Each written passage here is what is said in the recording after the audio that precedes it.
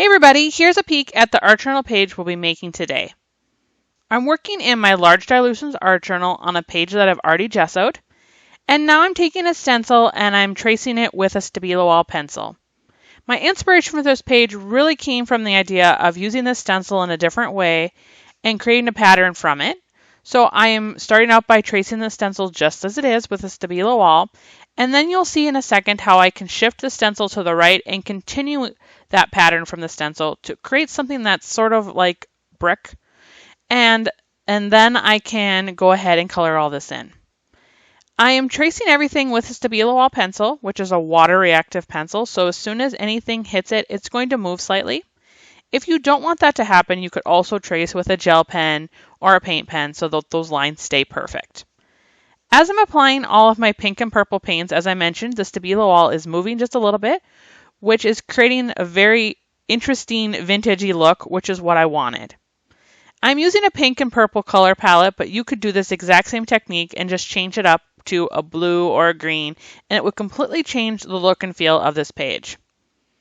I'm placing these colors at random and filling in the gaps so that I don't have any of the same colors touching. But if it's easier for you, you could also take a second and plan this out so that you don't end up having all of the same colors together. I'm, of course, just winging it. And I'm going to go from color to color until I have all of my bricks filled in, and then I'm going to set it aside and let it dry 100%. The names of all the products and the colors that I'm using today are listed in the description below, so check that out for more information about anything I'm using to create this art journal page.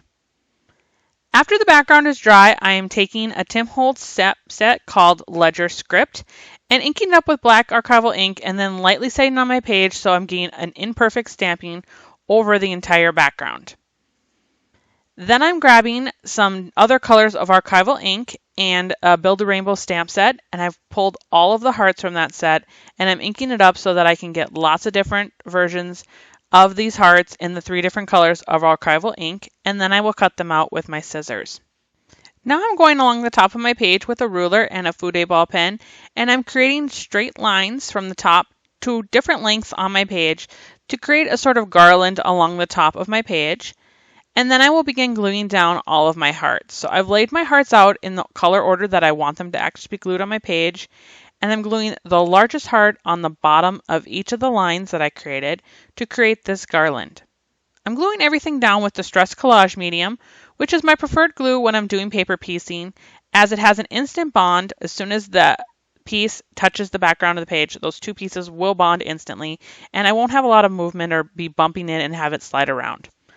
So after I have the biggest heart on the bottom of all of the lines, I'm going back and evenly spacing all of the different hearts from smallest to largest to create the garland.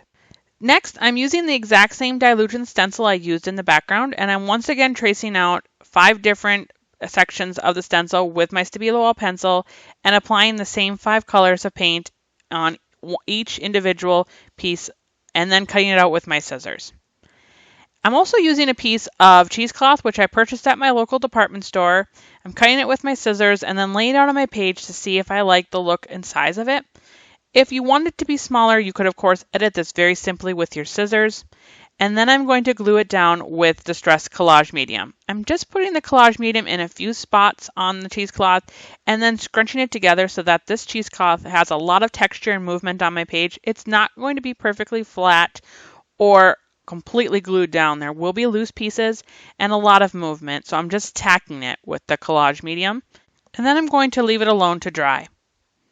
Now I'm going to add some color to this vintage photo with a wet paintbrush and distress crayons. So this is a very easy technique. You just need to scribble some of your distress crayon directly onto your nonstick craft sheet and then pick it up with that wet brush and apply it directly to your vintage photo. The distress crayon will add color without covering up any of the details of the photo. And I'm doing this to all 5 outfits, as you can see here, so that I have some color, but I'm not losing that beautiful vintage detail. And I'm now going to begin gluing down all of my elements on top of that cheesecloth. So first I'm going to do the 5 colored bricks that I created earlier and have cut out. And I'm going to glue them down on top of the cheesecloth in a similar pattern as the background. And then I will layer this vintage photo over the top of it. I'm gluing everything down once again with Distress Collage Medium. And I'm spreading this with my finger. You could, of course, use a Distress Collage brush or another application tool. I prefer to use my finger. It's very fast and easy to clean up with a baby wipe, and it's also very precise. I can control where the glue is going. And so I'm pushing this photo down, and then I'm going to let it dry. Next, I'm going to put a piece of the Dina Wickley Media typed ledger paper. I'm cutting out with my tonic scissors. And the quote that I chose today says, "Don't quit your daydream." I picked this because I liked the size of it, actually, and I thought it kind of went with the color and the thought process behind my creation. I'm going to glue that onto my page with the Dylusions glue stick. You could, of course, use any kind of medium to glue this down. And with that, my page is complete.